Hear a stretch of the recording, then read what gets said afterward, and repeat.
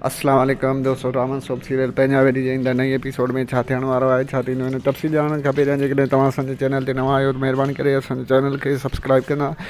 उनखे अलावा दोस्तों हलूं था ड्रामे जी तरफ़। छा ड्रामे में जेको आहे रईस चाकर खान खे हसीना बेगम मिली वेंदी ऐं हसीना बेगम खे चाकर खान माफ़ु करे छॾींदो या क़तलु करे छॾींदो। छा जेको आहे रईस चाकर खान जेको आहे शेर अली जी भेण जी शादी जेको आहे हैदर सां कराईंदो। छा जेको आहे सिकू चाकर खान ऐं सावल वारनि खे हथु अची वेंदो ऐं सिकू खां तलाक सुहिणी खे तलाक ॾियारे ऐं जेको आहे हैदर सां शादी करण में कामयाबु थी वेंदा, या जेको आहे हैदर सिकू जी भेण सां शादी कंदो। इन तफ़सील तव्हां ॼाणणु खपे न। जेकॾहिं तव्हां चैनल ते नवां आहियो त महिरबानी करे असांजे चैनल खे सब्सक्राइब कंदा, उन सां गॾु असांजी वीडियो खे लाइक कंदा।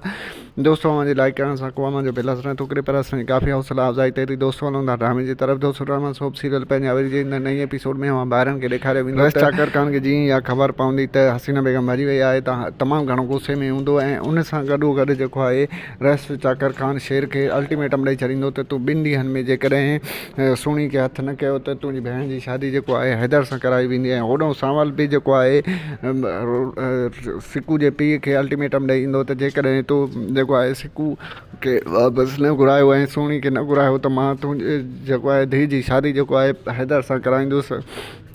ऐं ॿिए तरफ़ दोस्तों तव्हांखे ॿुधायूं त चाकर खान अञा ताईं हसीना बेगम खे ॻोल्हे न सघंदो। नई जेको आहे सिकू खां तलाक सिकू खान जेको आहे सुहिणी जो तलाक वठाए ऐं जेको आहे हैदर जे हवाले करे सघंदो। चाकर खान बेवस नज़र अचे पियो। चाकर खान जे हथ में फ़िलहाल कुझु बि न आहे, छो जो हसीना बेगम आज़ादु थी वई आहे। हसीना बेगम रूंडे जाबिर वारा इहे सभु मिली करे हाणे चाकर खान जे लाइ ॾुखियो वक़्तु पैदा कंदा। चाकर खान ते ॾुखियो वक़्तु ईंदो ऐं होॾो सावल खान ते बि ॾुखियो वक़्तु ईंदो ऐं जेको आहे शेर बि चाकर खान ते हाणे तमामु घणो काविड़जी वेंदो।